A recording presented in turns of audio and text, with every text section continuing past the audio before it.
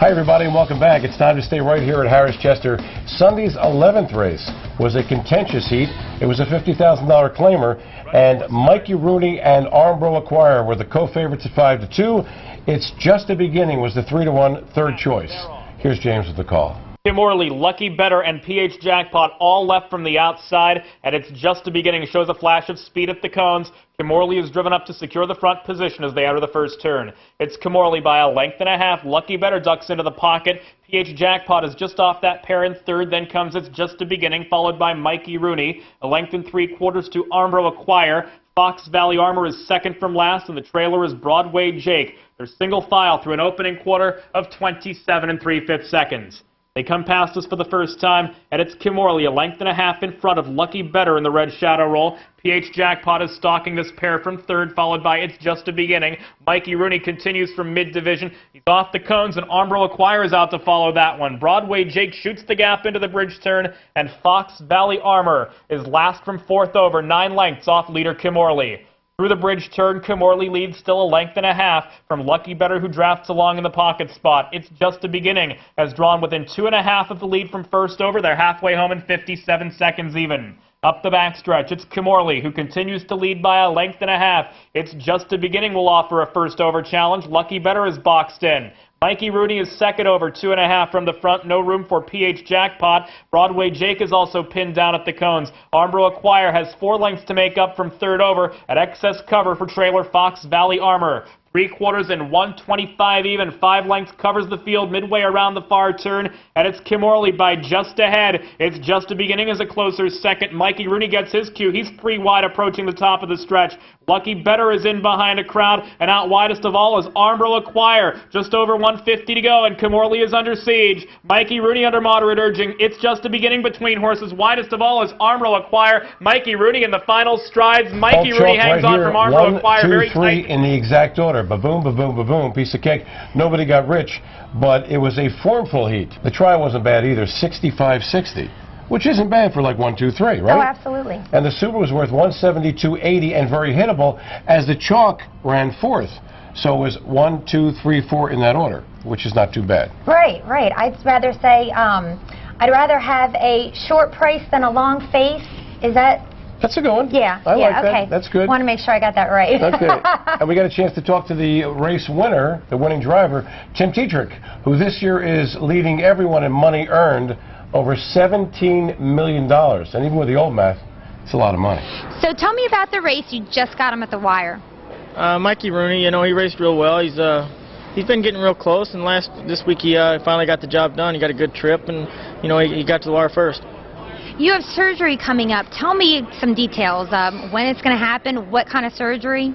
Well, I'm going to get a total hip replacement on my right hip. I was going to do both, but I've changed my mind, and you know, hopefully, 6 to 10 weeks I'll be back working. Really? Oh, that's great. Now, why are you getting this done? Because it's pretty much shot. You know, it's a lot of pain, and my hip's really bad. It's called Perthes disease. There's no blood flow to the top of my hip bone, and I feel like I need to get it fixed. All right. Well, Thanksgiving is around the corner. What are you thankful for? Obama, right? No, just happiness, and hopefully my surgery goes well, and had a great career, great year, and hopefully I can have a few more after this one. Okay, Tim, we wish you all good luck with your surgery and hope it comes through a roaring success, okay? It's time now for our weekly feature, The Blast from the Past. And no, it's not me.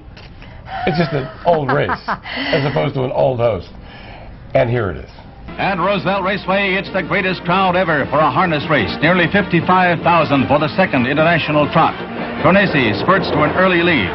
Crevelcore breaks early and drops back. But watch him. Silver Song is in second place.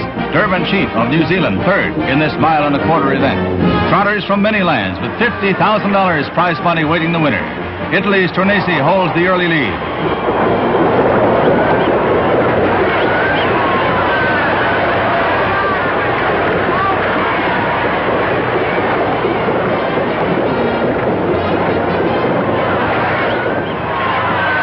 It's an excitement-packed finish. Tornesi fades. It's Harrah second of Holland. Number 4 thunders up on the outside. Another challenger, Crevelcore, number 8, really making up for lost time. It's Harrah, Crevelcore, and Silver Song as they cross the wire. Only a second off the world's record for Harrah, the great Dutch trotter and wearer of the international crown. It's time to go around the oval. This is such a fun time because we get to see the big races that take place out of town. Incidentally, and I'm sure the folks know this, you can come out here to Harrah's Chester and you can bet any of these bad boys anywhere in the country. If there's a race around and you want to bet it, you can get down on it right here at Harrah's Chester. Absolutely. Okay. The first of the matron finals at Dover, contested on Saturday night, was the 2-year-old trotting filly final of the matron with $250,000 in the line. And with that information, here's Heather. Actually, you just took the words out of my mouth. I was going to say the same thing, but I do want you to check out Honorable Daughter and Margarita Mama in here, both huge favorites. Okay to Play is up after Honorable Daughter. Those two are heads apart as they move into the far turn. Honorable Daughter and Okay to Play. Then it's about 3.5 lengths. On the outside into third comes One Tough Girl. They're midway on the final turn, 126 flat, coming toward the top of the stretch. And it's Honorable Daughter with the lead. Honorable Daughter on top. Racing in second is Okay to Play. One Tough Girl swings on the outside, 3 wide. They're at the top of the stretch. It's Honorable Daughter leading by 2 lengths in mid-stretch. Honorable Daughter with One Tough Girl on the outside, coming too late.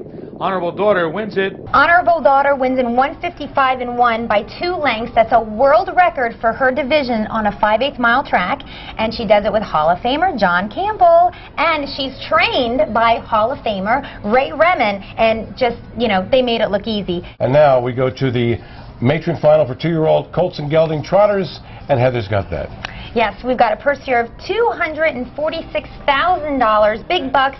The 1 to 5 favorite here, actually 2 horses. We've got an entry of Explosive Matter and Caesar A. Blue Chip, and Jack Gallagher has the call. Midway on the final turn, Explosive Matter opens up 5 lanes. It's Explosive Matter widening on the field. Between horses, that's Select Yankee, and they're at the top of the stretch turning for home. Explosive Matter is all alone as they straighten away.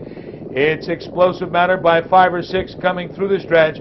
Explosive Matter wins it easily. Explosive Matter and Ron Pierce didn't get a world record like the girls did, but he still went in 1:55.3 and wins by over 5 lengths. I do want to say that actually last week in the Elim, he did take a world record of 1:55, so still a world record holder right there. And he could be anything. Looks that good. Yeah. We've got the Breeders' Crown coming up. You know, they're at the Meadowlands. Again, you can bet it here. And these horses are going to be in it. It's going to be fabulous. Absolutely. The final matron final, was that from the Department of Redundancy Department? Was for 2-year-old pacing colts and geldings. $257,000 on the line, and Barbara Pole was the 4 to 5 chalk with Tetrick. The Tracy Brainard entry of If I Can Dream and School Kids were the 6 to 5 second choice, so it looked like a match race. Let's see what happens. Coming toward the top of the stretch, Barbara Pole, If I Can Dream, and circling up on the outside, Lightning Elvis farther out. That looks like Fire in the Shark, clear vision behind a wall of horses. They're at the top of the stretch, turning for home. If I Can Dream on the outside. If I Can Dream is up to get the lead coming through the stretch. Yep, it turned out to be a 2-horse affair. He was basically If I Can Dream and Barbara Pole. They exchanged leads, slugged it out, and If I Can Dream prevailed in 1:51.1.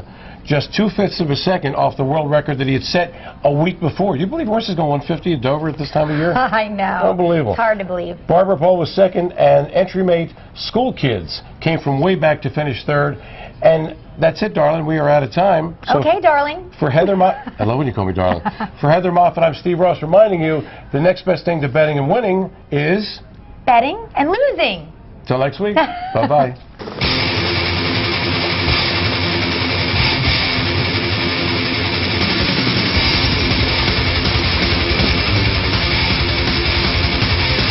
Hanover is ranging up on the outside, but it's 4 lengths off the lead.